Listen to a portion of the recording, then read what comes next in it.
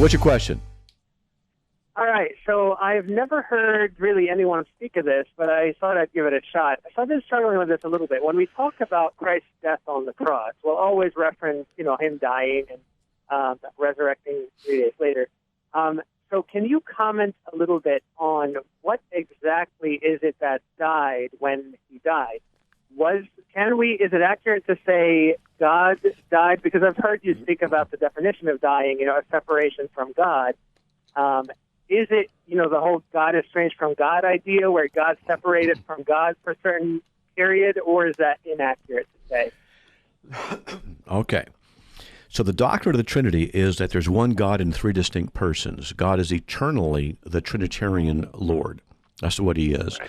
By the nature of him being a Trinity, he can never not be a Trinity. Therefore, there can be no disruption of the nature of God in a Trinitarian form. It cannot be, so to speak, that one of the members of the Godhead separates by nature from the other members, so to speak, and then you essentially have two gods, which can't work. Now, we're talking in anthropomorphic terms, because how do we describe this, what the Trinity really is? Well, we're already at a disadvantage, but nevertheless, that's why that cannot happen. Jesus Christ, when he was born under the law, Galatians 4:4, little lower than the angels, Hebrews 2:9. He emptied himself and took on the form of a man. That's Philippians 2:5-8. So what basically happened is that the second person of the Trinity, the Word, became flesh. And what that means is he added to himself human nature. When we say he added to himself human nature, we don't say that he combined into a new third thing, the kind of God-man blended thing, the way you'd put red into water and you get a blended thing. It's not like that. That would be the error called Eutychianism. And it was not, actually, that's monophysitism, that a new third thing. That'd be monophysitism. That's a heresy. Nor was it so, the nature so blended that they could not be distinguished from each other, and that's Eutychianism. So I bring this up because when we look at what the true doctrine of Christ is, it's called the hypostatic union. The hypostatic union simply says that in the two natures of Christ, or in the one person of Christ, are two distinct natures. There's one person. One person says, I am hungry, I am with you always. The one person says, I am whatever it is. I'm thirsty, I'm hungry, I'm tired, I'm with you always at the end of the earth, I know your heart. The one person is recognized by the single person I, Jesus, the one person. But that one person, the two distinct natures, the human and the divine nature. The man, Jesus, did not come into existence until the incarnation, until he was conceived. The human nature aspect did not come into existence. So we would say, technically speaking, the man, Christ Jesus, is not eternal.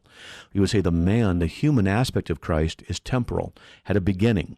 But the divine Word was eternal. So the eternal Word joined with a new human nature and became the person we call Jesus.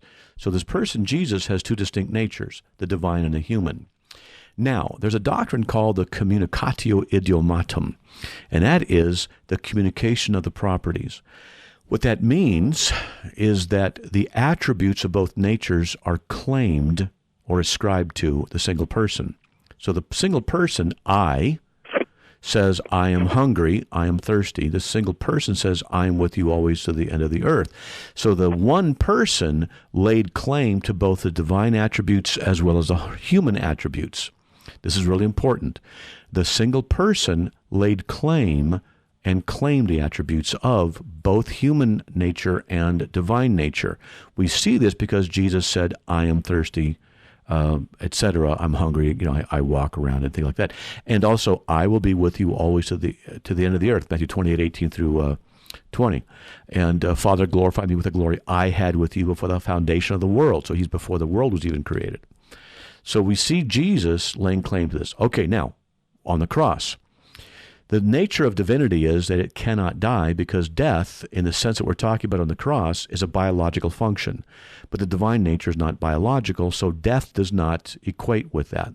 There's a spiritual separation of death issue, which is typified in Genesis 2:17, Isaiah 59:2, and Romans 6:23. In that it means separation from God spiritually. So Jesus bore our sin in his body on the cross, 1 Peter 2:24. Now, he quoted, my God, why have you forsaken me? He quoted that out of Psalm 22, verse 1, while he's on the cross. Some theologians think that what's going on there is a type of separation. But there cannot be an ontological separation in that the Word stopped being a member of the Godhead. That cannot be true, because that would violate the doctrine of the Trinity itself. So what extent was there a kind of a spiritual separation? We don't know. And we should not say what it was, because the Bible does not say.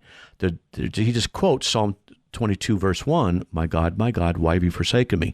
In part because it's a messianic psalm, and if you go to about verse 12 or so and start reading, then you start seeing that it talks about the crucifixion. They pierce his hands and his feet, they count his bones, they divide his garments among them, and it's a prophetic thing, so he's pointing to that. Now, biologically speaking, only the human nature died on the cross. Only the human nature died on the cross. The divine nature cannot die and did not die on the cross. Death, in the biological sense, on the cross is only of the human nature.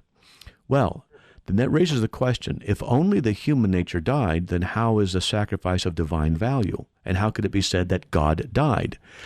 The answer is found in that doctrine I mentioned earlier called the Communicatio idiomatum, which says that the attributes of both nature are ascribed to the single person.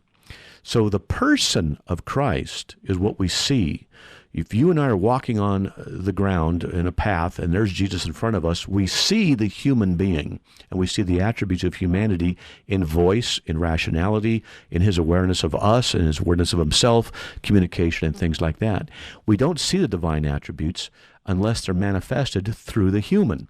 So if he were to walk on water, we would see the divine attribute manifested through the physical manifestation of being a human. All right. So when we see that Jesus died on the cross, we see that the person died on the cross, and what we're experiencing, what we could see, so to speak, if we were watching it, would be the divine, let's just say, manifestation through the physical. When he said various things earlier about being with everybody always, that was him claiming the divine attributes in his personhood. But we experience the death of Christ in the personhood of the human personhood kind of thing as we look to the man and we see the man die. So what we're experiencing is the attributes of humanity dying physically, but the divine person, let's just say, I messed up there, not the divine person, but the divine nature did not die biologically. So there's a lot of doctrine that kind of weaves in here, but the thing is that only the human nature died on the cross, but since it was the person who died, and the person had divine quality, therefore the sacrifice was a divine value, and by proxy, so to speak, we can say God died. Yeah, it's a little bit of a headache, but yeah, I got you. So my follow-up question then there is, if the human nature died, does that mean that Jesus did not have a human body for 3 days and he stopped being human for those 3 days? No. Now let's take a man, and he's in a coma, and because of various problems with his body, they have to amputate his arms. Is he still human? Yes. Sure. Well, now his legs got to go. Sorry, buddy, but that's the way it is to save your life. So we cut his legs off. Still human? Yes. Yep. Okay, well, now we've got to get rid of his genitalia. Sorry, but this is a really bad disease. Is he still human? Yes. Yeah. You know, now he's blind. Sorry, is he still human? Yes. No, I'm sorry, his ears don't work anymore. He's deaf. Is he still human? Yes. Yeah. Humanity is not defined by the physical attribution. Humanity is something that exists internally. It's something that is by nature an essence. When I ask people, we talk about this kind of thing, I'll say, how much does humanity weigh? What's the human essence? How much does it weigh? That's a non sequitur. What color is human nature? That's another non sequitur. It just doesn't work. We observe humanity by the attributes of humanity. So I know that you're a man, for example, by, your masculine voice, and I know that you're a person because you say you and yours, me, mine, and you have a will and you think, and I experience the properties of your humanity through the physical attributes. That's how I recognize your humanity. So when Jesus died, the physical aspect of his humanity died, but the essence of humanity that he is did not cease, because the Bible says, for example, in 2 Corinthians 5:8, to be absent from the body is to be home with the Lord. And then in 2 Corinthians 12, verses 2 and 3, I think it is, it says there that 14 years ago, there was a man, Paul says, I do not know whether in the body or out of the body, I do not know, but such a man was caught up to the third heaven and saw inexpressible things you can't mention. So what he's talking about there is the issue, it looks like the spirit, soul, whatever you want to call it, being separated from the body. There is a continuation of something outside of the body. That's the essence of humanity. That continued on in the doctrine of the hypostatic union, in the true union of the divine essence and the human essence in the one person. That union still existed after death. The one person still existed after death, but it's the physical aspect that died. And just as if we were to die, our spirit continues on without our body. When it's resurrected, we will be united with that body, because the essence of our humanness continues on after death. That's what happened with Christ. Okay? Okay. All right. Sounds good. That helps? Yeah, it helps. It's a lot to think about. Yes, it is. The questions you ask are very good questions. It's a little technical. I hope I got it out clearly enough for people to understand really what the issues are there. Okay? I appreciate that, Matt. Thank you very much. All right, Aziz, and God bless, man.